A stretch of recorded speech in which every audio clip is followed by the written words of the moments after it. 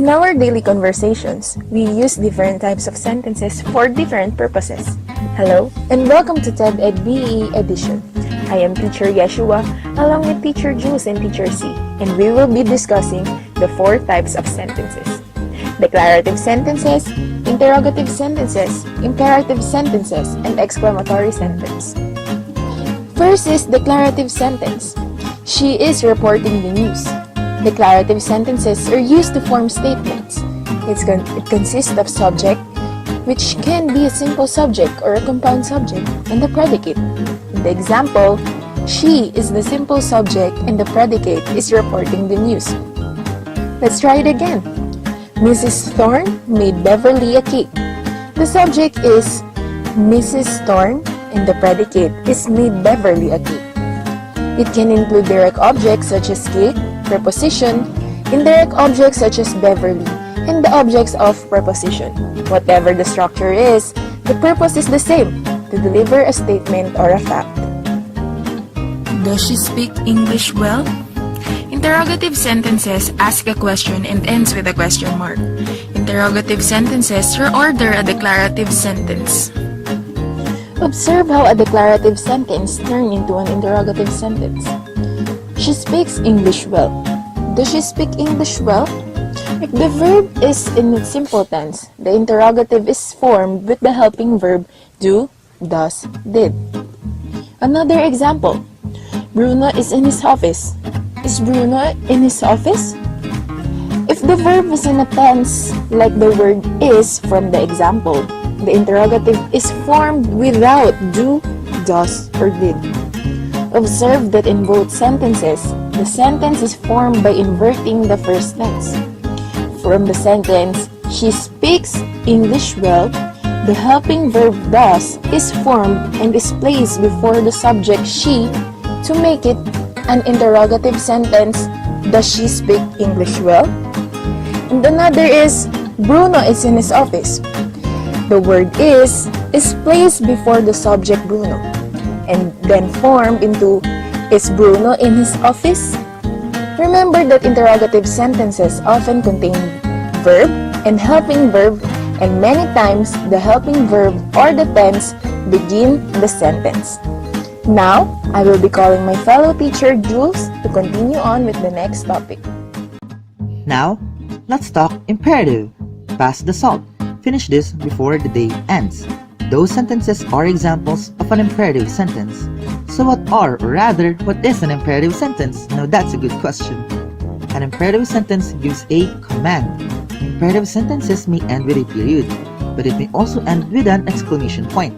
Imperative sentences consist of predicates that only contain verbs in its basic form. To make it simple, predicate equals verb and complement or a word or word group that complements the predicate in a sentence. For example, the predicate pass and the complement the salt. Another one is the predicate finish and its complement this before the day ends. But where is the subject? The implied subject of an imperative sentence is always you. So we can have you pass the salt or you finish this before the day ends. However, what is the difference between a declarative sentence and an imperative sentence? Now let's go back to our sentence earlier. Mrs. Thorne made Beverly a cake. We can see that the verb made is in its past tense form and indicates a statement. Therefore, it is declarative. But if we make the verb made in its simple form, which is make, it will then turn into an imperative form. So, Mrs. Thorne made Beverly a cake. But don't get confused. Mrs. Thorne is now separated with a comma because the comma before make in the second sentence lets us know that it's a noun of direct address or the person or thing you are speaking or writing to. Nouns of direct address are just like interjections. It is not grammatically related to the rest of the sentence. That's why the subject is still you. So, Mrs. Thorne, you make Beverly a cake. Remember that whenever you give a command, you are addressing someone or something. Every single command has the same subject, and that is the subject you. Okay? Lastly, let's go to exclamatory sentences. Hello, and good day. because this last topic is rather a loud topic. We will be talking about the exclamatory sentence. As we all might have noticed, an exclamatory sentence ends with an exclamation point, much like this. But just one because we're not that mad. An exclamation point indicates strong feelings, but that's not the only way to identify an exclamatory sentence. You see, to be an exclamatory sentence in form, the sentence should begin with what or how, be non-interrogative, and contain a shift in the typical word order.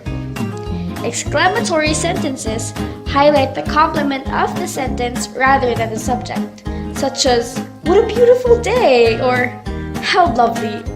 I know what you're thinking. What? Those are the questions? Yes, those are the questions, people. But how would you know whether it is? The answer is simple. If there is an answer to the WH questions in the same sentence, much like, "What a beautiful day!" The day is beautiful, and that is what? You get it? And how was it? It was lovely. Therefore, how lovely is this presentation, am I right? But either way, be it "get me some ice cream," which is imperative in form, or "you will stay here," which is declarative. Whatever indicates strong emotion and ends with an exclamation mark has an exclamatory function. I hope y'all learned the 4 types of sentences as well as how they come to be. Thank you for lending us your eyes and ears.